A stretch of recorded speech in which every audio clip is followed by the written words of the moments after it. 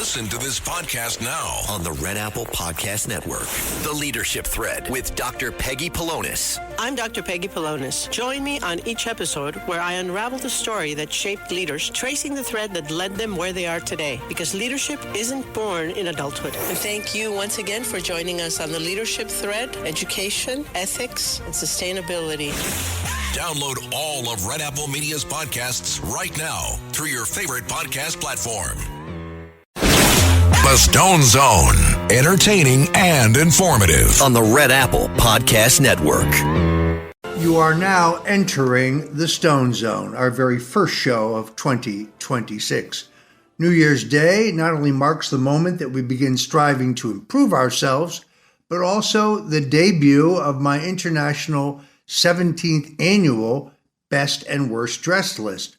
I've been producing this list now since the late Mr. Blackwell, a very influential Hollywood syndicated columnist who produced this list for 48 years, passed away in 2008. In fact, I have produced it every year with one exception, that being 2019, when a corrupt federal judge unconstitutionally gagged me from having any public comment at all. You know, I first noticed in American politics when I was much younger that people who were both well-groomed and well-turned out were treated much better than those who were not. I became intrigued with a silhouette, a specific style of tailoring that was pioneered by a company called Anderson and Shepard. Anderson Shepard was one of the most famous bespoke tailors on Savile Row, and they featured a very soft-shouldered, very fluid, very comfortable suit with a very full drape in both the chest and the back, and a very full-cut trouser. I really couldn't afford Savile Row tailoring. I started going to a New York tailor by the name of Alan Flusser. And over, I would say, a 10-year period, I probably spent, $250,000. I was a very influential Washington Wheeler dealer in that period. And then, incredibly, when I was arrested in the Russian collusion hoax, in an incredible rush to judgment, I saw my own tailor, Alan Flusser, in an interview on YouTube saying that I should go to jail. This, of course, was before I was later completely exonerated when Robert Mueller's full, final, unredacted report was released. And even he couldn't deny on page 178 that he'd found no evidence of Russian collusion, WikiLeaks collaboration, or any other crime on my part. So I find it interesting now that I've picked up this important tradition. The 2025 edition of the International Best and Worst Dressed, because I always looked at the year retrospectively, has many familiar names. Some continue to embrace the fact that style is timeless. Others continue to pass off the latest fashion trend or hideous ghetto wardrobes as true style, forgetting that, unlike style, fashion is fleeting, but you see, style is forever. The core basis for inclusion on my list remains firm. It's not about politics. In fact, Joe Biden and Ted Kennedy have both been on my list in previous years. It's all about style. The ongoing train wreck of transgender fashion continues to bastardize the true meaning of style and has only become more vile, more putrid, and has also added to the grotesquely vile public displays that have no basis in either style or fashion. Men should dress like men, and women should dress like women. But as we've said before, it is entirely acceptable to take risks with your personal style, but rules exist for a reason. A basic starting point that anyone on a budget reading list can adhere to being stylish in your sartorial efforts. But before you break the rules, you need to have to understand the rules. So just as you don't order fish in a steakhouse, you shouldn't wear a jean jacket to a wedding. Just as you wouldn't show up in a three-piece suit to a bowling alley. Workout clothes are for the gym, not the mall. As I noted in my 2018 book, Stone's Rules, which included a foreword by my good friend Tucker Carlson, the best dressed person is the one who appropriately dresses for the activity which they intend to engage in. It's amazing how many people just don't get that simple point. In the past, we've made it a point to highlight those who have shown us that they not only know style, but they adhere to it on a daily basis. It's why we created the Lifetime Achievement category in order to create room for uppers and comers. So with our 2025 International Best and Worst International Dressed list, we unveiled the new Icon Awards for those who continue to wow us with their sartorial splendor. Now, in past years, we've had the Lifetime Achievement Award. Those would include former White House economic advisor Larry Kudlow, CNN's Mike Smerconish, CBS Sports' Shannon Sharp, rocker Mark Ronson, New York PR whiz Audrey Gelman, and Pennsylvania Politico Gordon Woodrow, as well as First Daughter Ivanka Trump. They've all graced our Best Dressed list for multiple years, and all are once again celebrated this year. But this year, we have initiated something new. It's the Hall of Fame Icon Awards, and nobody deserves this more than Melania Trump. America has not had a more stylish, chic, cultured, and well-dressed First Lady since Jackie Kennedy. We said this last year when she was the first official inductee of our Hall of Fame. Quite possibly our favorite look for the First Lady in 2025 was that kind of beigeish, light brown three-piece pant trouser she debuted during her trip to the U.S. Capitol, where she secured $25 million for foster children through her Be Best initiative. Also on our icon list, the veteran journalist and Dateline host Josh Mankiewicz, who's been on this list too many times to count. In the past few years, he's been eating healthy and embracing the benefits of daily exercise. Mankiewicz, with whom I share a birthday, can be subtle for the most part with his attire, but is a master of using ties and pocket squares to showcase a little color, a little personality. From pinstripes to solid colors, with or without a tie, and sometimes more casually collared shirts, he is always dressed for the occasion. What would any fashion list be without mentioning King Charles? Whether it's Savile Row or Old Burlington, the reigning monarch refuses to have the paparazzi bird dog him in anything but the best. The king has been known to have his jackets made by one tailor while his trousers are made by another. And that's the role of the monarch, of course, to look the part. We talk about dressing for the occasion, and thankfully for His Highness, he always knows exactly what to do. Now we go to our best dressed category. Monica Crowley, the former Fox News anchor, former Deputy Assistant Treasury Secretary, now serving in President Donald Trump's office of the Chief of Protocol for the State Department of State for the new golden age. While I like her inclination to mainly embrace a pastel-driven wardrobe, she can also pull off a simple black pantsuit with a crisp white shirt with ease. She's versatile, independent, she has flair, simple, and always correct. Monica Crowley deserves her position on this year's list. Then there's Conor McGregor, the notorious, the greatest, the legendary UFC champion in both mixed martial arts and UFC, a true Irish patriot with a deep love for mixing martial arts. And inside the octagon, he's bold, brash, and brazen, perfectly aligning with his personal persona when he exits the cage. But when it comes to style, the Notorious has always been notoriously well turned out. Whether it's a pinstripe, tartan, or plaid base, McGregor not only understands proper tailoring, but also how to utilize all elements of a three-piece suit, just as well as the process of how to remove certain aspects to appear more casual when necessary. Our favorite look has been his black tie that he wore at the Mar-a-Lago Club in Palm Beach recently, and that pinstripe perfection he embraced during a visit to the White House. If you look at the pinstripes very carefully, they say something, well, that we can't mention on a family radio show.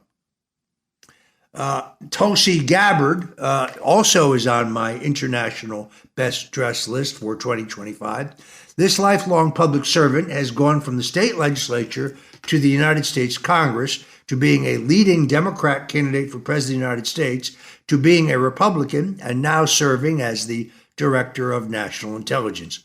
All the while, she was a combat medical specialist in the U.S. Army, even taking leave from her role as a state representative to defend America abroad and serving in the war in Afghanistan. She is today a lieutenant colonel in the U.S. Army Reserve. That kind of public service self-defines her ethos, but her easy style is just as important. Hillary Clinton made pantsuits the butt of every joke, but Director Gabbard has rehabilitated the pantsuit and set the sartorial tone for women who want to look the part without wearing an oversized smock like so many others. Stephen A. Smith, the no-holds-barred, Bronx-born sports analyst, undoubtedly shaped the success of ESPN with his high-energy hot takes on the world of sports. From First and 10 to Pardon the Interruption to Jim Rome is Burning, Stephen A.'s bombastic commentary has earned him his own imprint on ESPN, where he now hosts First Take. Unlike the many athletes turned commentators who throw together clashing patterns and designs, not to mention horrendous tailoring, Stephen A. is always bespoke and on point. Although traditionally favoring slate gray suits, he integrates houndtooth and plaid with ease.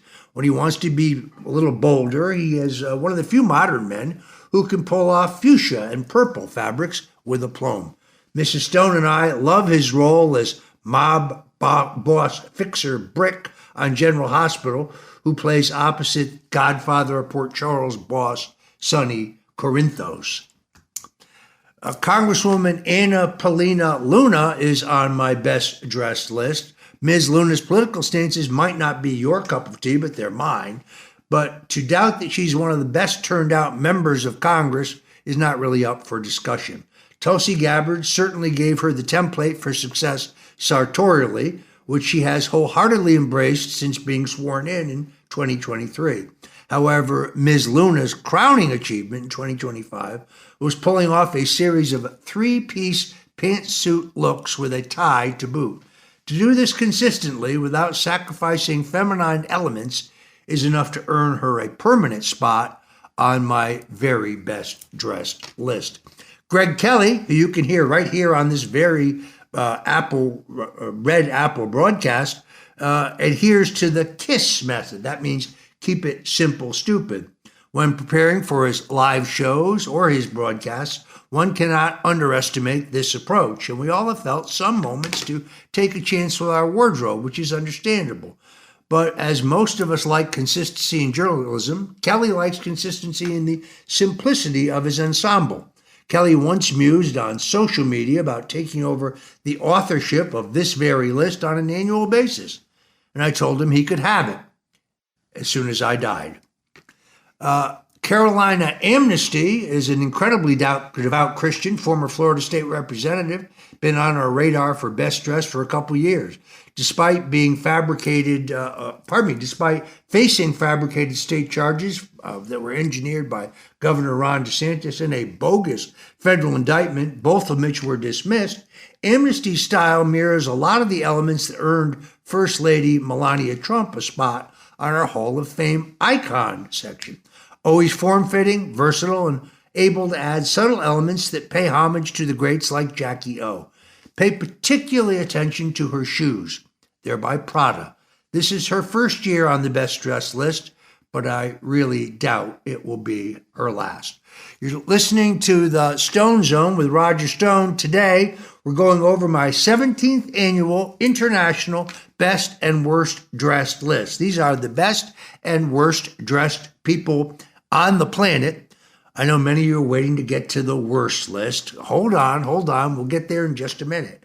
It's harder and harder to put this list together every year. Well, it's not hard to find those who are poorly dressed. I don't want to mention any names, Steve Bannon, but to finding those who really are exemplary in the way they present themselves to the public or present themselves every day just gets harder and harder. You're listening to the Stone Zone. Don't go away because we'll be right back. The Stone Zone, entertaining and informative. On the Red Apple Podcast Network. Welcome back to the Stone Zone. Today I have unveiled my 17th annual International Best and Worst Dressed list. It is a labor of love. Let's continue with our best dressed category. ASAP Rocky, the New York-born rapper, record producer, and entrepreneur, has literally every reason to embrace the worst of rap and hip-hop culture stylistically, whether he's stepping out for a quick walk or attending the annual Met Gala.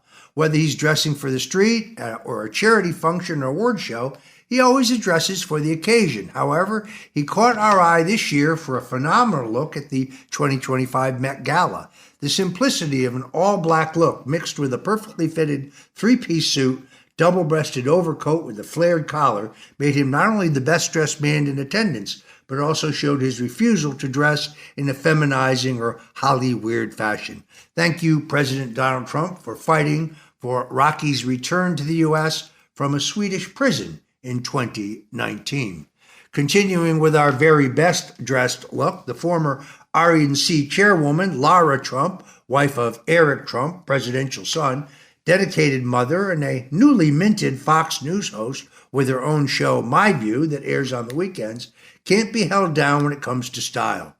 From respectable casual to chic to the I mean business look, you can never predict what will adorn this veteran news producer. Instead of this leading to a fever dream of horrible choices that you can't make any sense of, one can always count on the fact when she enters the room, Mrs. Trump will always turn heads for all the right reasons. Then, of course, there is the Secretary of the Treasury, Scott Bessent. The current Secretary of the United States Treasury is working overtime to restore the American economy, a job so stressful and vast that it would be understandable, although not acceptable, if he was lax when it came to his sartorial identity. Thankfully, however, the successful businessman and Yale graduate has proven his intelligence extends beyond being one of the most brilliant economic minds in America.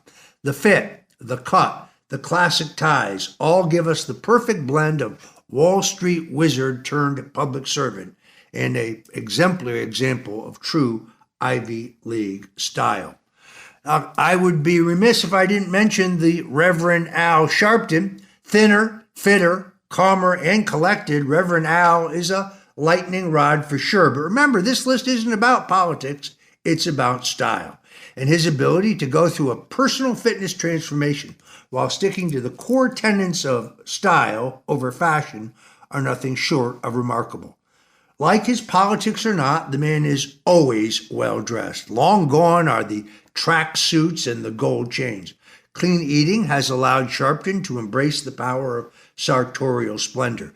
Whether it is a single-breasted suit or a double-breasted suit, whether it is a white collar on a collared shirt, on a striped shirt, he is always outstanding. Reverend Al and I might not agree about much when it comes to politics, but I certainly agree with his sartorial choices.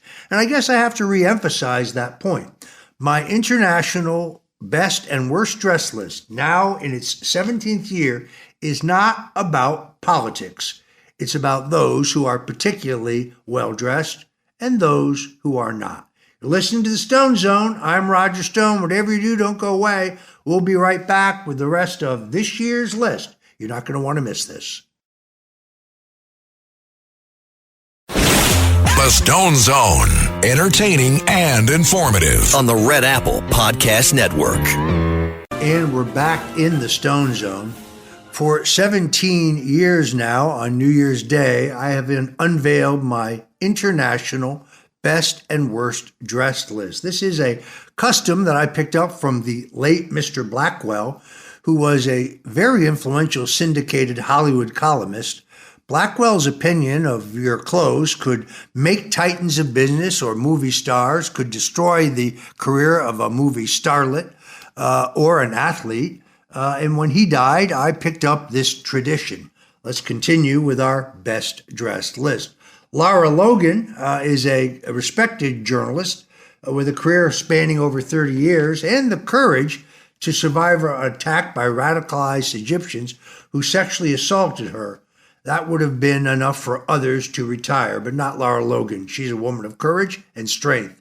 She has not only maintained her stellar career, but has also maintained a strict adherence to actual style, not faux fashion that so many journalists become enamored or co-opted with to please their viewers and their bosses. She's always been talented and well-dressed. She's earned her place on this year's list. John Tobacco is a reporter. He works over at Newsmax, hosts the show The Wise Guys on the dogged alternative media platform, has stories to tell and advice to give his views. And, well, that's his job, one that he does extremely well. Tobacco dresses with old-style flair and a touch of the old neighborhood.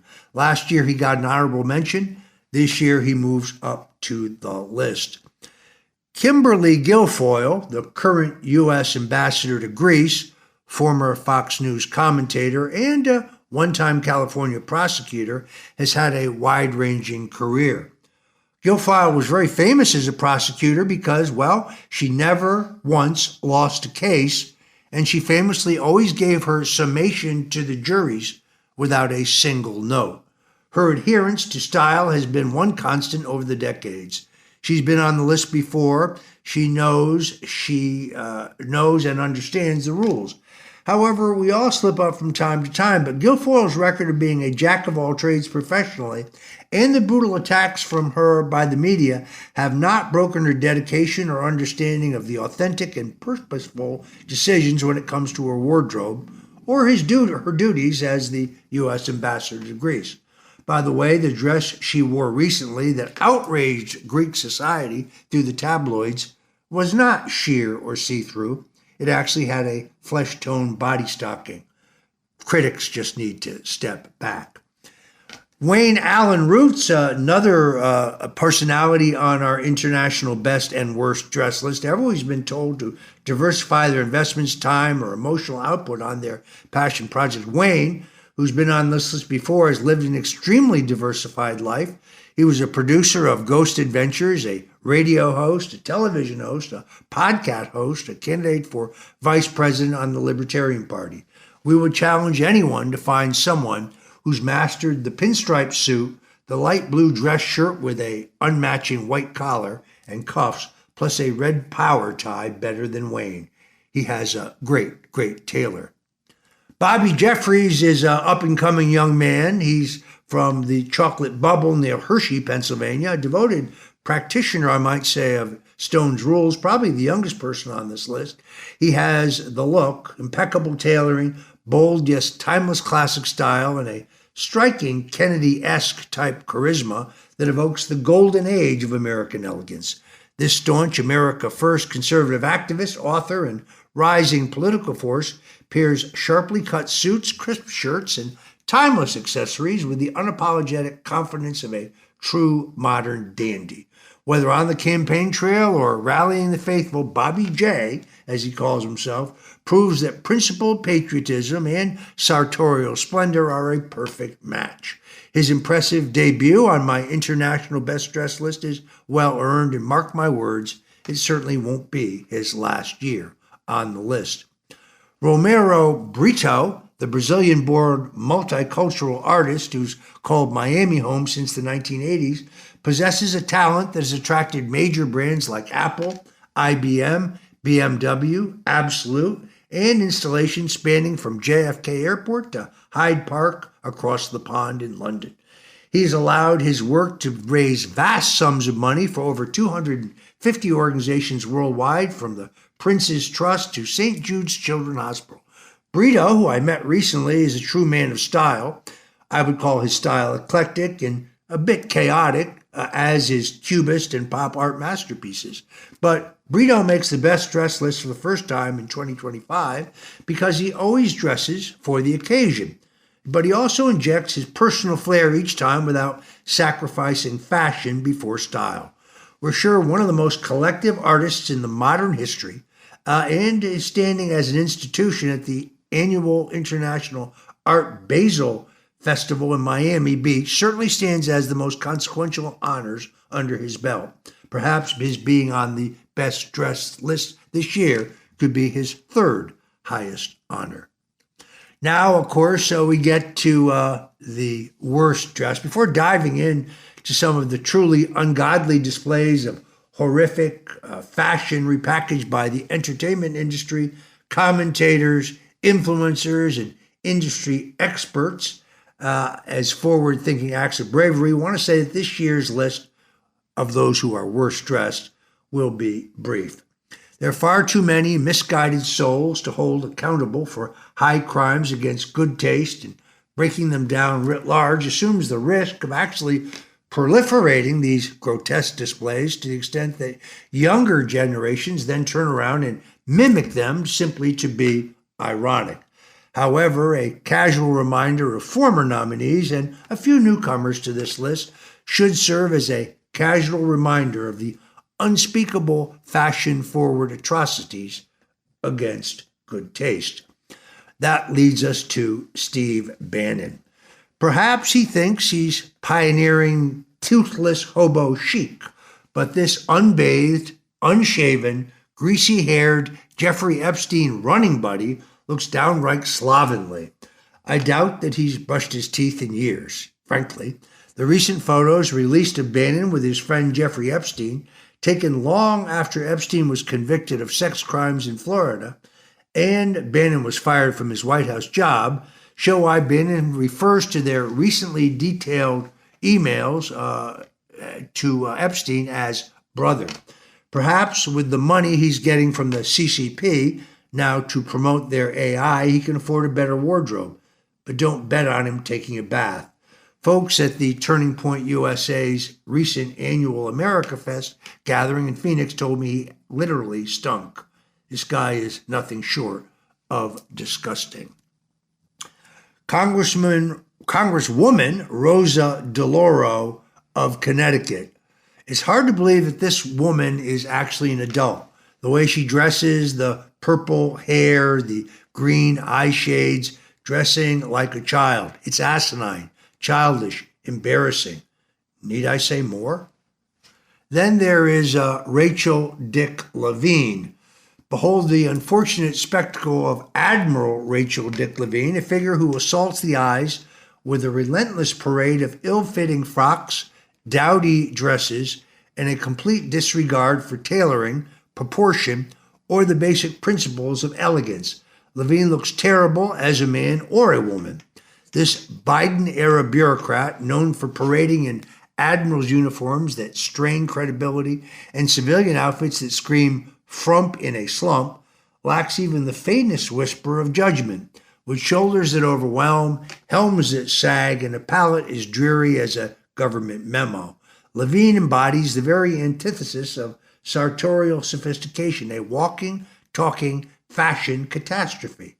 Whether clumsily appropriating military regalia or stumbling through public appearances in matronly ensembles that no discerning eye could endorse, this perennial offender proves that some simply do not have the look and never will. A regrettable fixture on my international worst dress list, and one that, alas, shows no signs whatsoever of redemption. Then there is Senator John Fetterman of Pennsylvania. Now, Fetterman has turned out to be a true moderate. I have to admit that I do respect his political stances, but this towering Pennsylvania senator has turned the U.S. Capitol into his personal gym locker.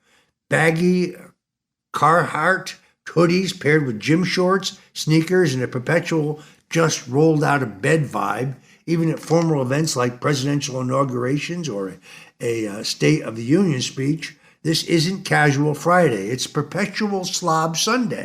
A grown man in one of the world's most prestigious legislative bodies dressing like he's headed to a pickup basketball game or a Sheets run. Decorum demands dignity, but Fetterman delivers the opposite. A deliberate middle finger to tradition, respect, and, well, basic decorum. Suits exist for a reason, Senator, and this endless parade of sweatshop chic is a wardrobe misdemeanor that became a felony. For a man who exudes common sense and is emerging as a true moderate, I just wish he would dress with the decorum of a U.S. Senator. Then, of course, there is Congresswoman Kat Cammack. Florida is known for the ironic Florida man memes and legends, but Congresswoman Kat Cammack is what you would find in Merriam-Webster's dictionary above the definition of Florida woman. She rode her way to the United States Congress for sure, but not before securing agreement from Taco Bell, demanding 2 family-sized party packs daily in return for recognizing them on the floor of the U.S. House for their, quote, organic ingredients. She thinks she's going to be lieutenant governor, but I think that's unlikely. She's better dressed to be an inmate in the Clay County, Florida jail. That's Congresswoman Kat Cammack. And of course, here's an honorable mention for this year. That would be Teddy Swims. Teddy Swims' meteoric rise has led him to consistently smashing records and Billboard *1 spots longer than any other artist in history.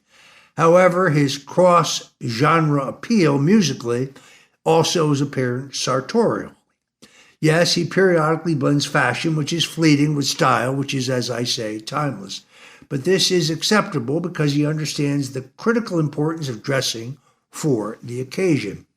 When he's performing at the Vatican with opera icon Andrea Bocelli, his first concert ever at the Vatican, he embraces a traditional approach with enough flair to be unique without creating a distraction.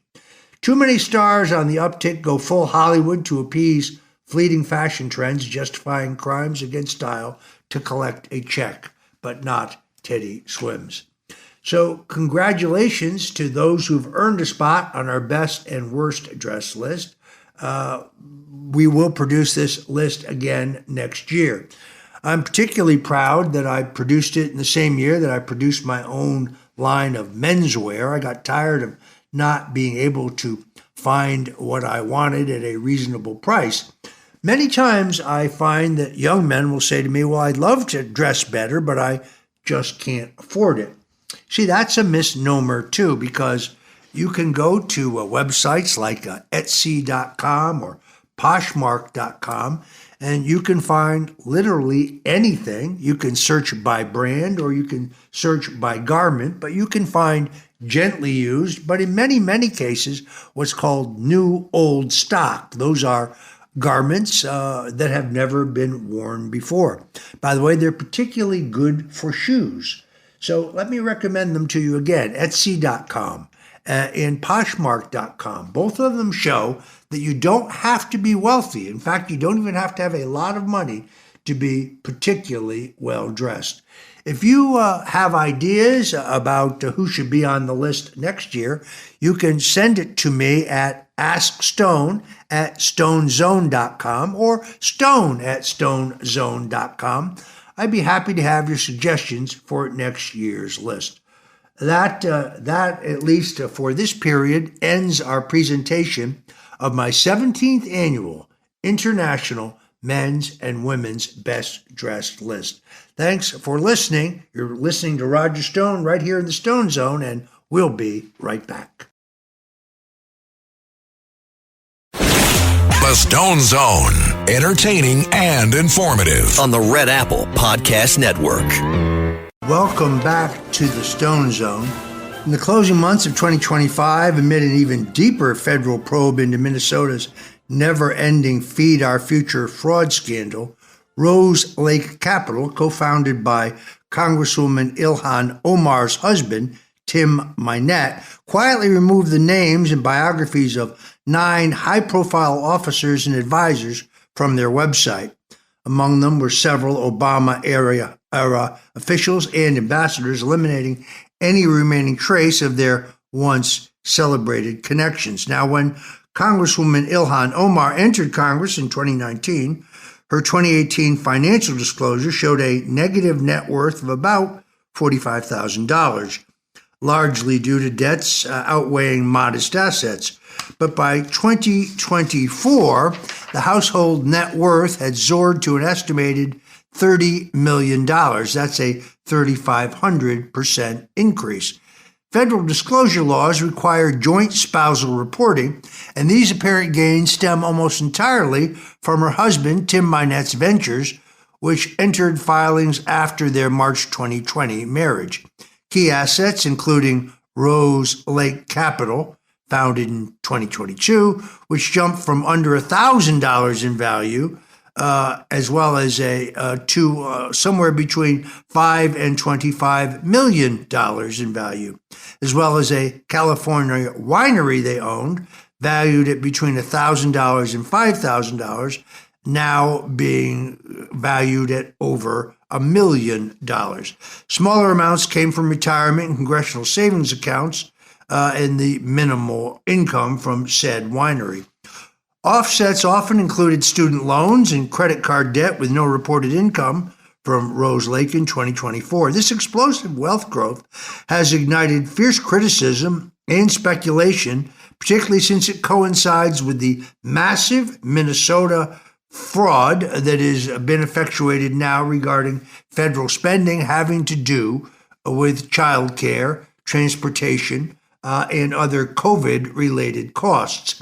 Before it's over, this will be a multi-billion-dollar scandal and will spill over from Minnesota into Michigan, into Ohio, into Washington State, into Oregon. According to President Trump, we're going to hear more about it in both California and New York. I go back to the very most basic of questions. Ilhan Omar married her own brother in order to illegally enter the United States. So why she has not been deported, why she has not been denaturalized, I really don't understand. Unless, of course, there are different rules for different people. And while we're at it, I ask one more time, what did Governor Tim Walz know, and what did he know it? What did Tampon Tim know about the fleeting, multi-million, soon-to-be billion-dollar epic fraud against the taxpayers that were taking place in Minnesota? It's a question that I'll let you answer. I'm still waiting for the New York Times, the Washington Post, the Associated Press, MSNBC, CNN, and all the usual suspects to report on this massive fraud against the taxpayers. But then I don't get my news from CNN for the same reason I don't drink out of the toilet. I'm Roger Stone. You'll be listening to The Stone Zone. We appreciate your listening to us last year. We're delighted to have you with us this year. We're particularly happy that you were here today for the unveiling of my 17th annual International Best and Worst Dressed list. I'm Roger Stone. Until tomorrow, God bless you and Godspeed. Every week, the Payne family cuts straight to the real financial story. The one question, Bob, everyone's asking is, are we in an artificial intelligence bubble? You've been through boom and bust. What do you think? No hype, no myths. Just what actually matters to your money. Does feel very similar to what we experienced in the 90s. Where are we, though? Are we in 1995, 1997, 1999? Listen to the Pain Points of Wealth on the Red Apple Podcast Network.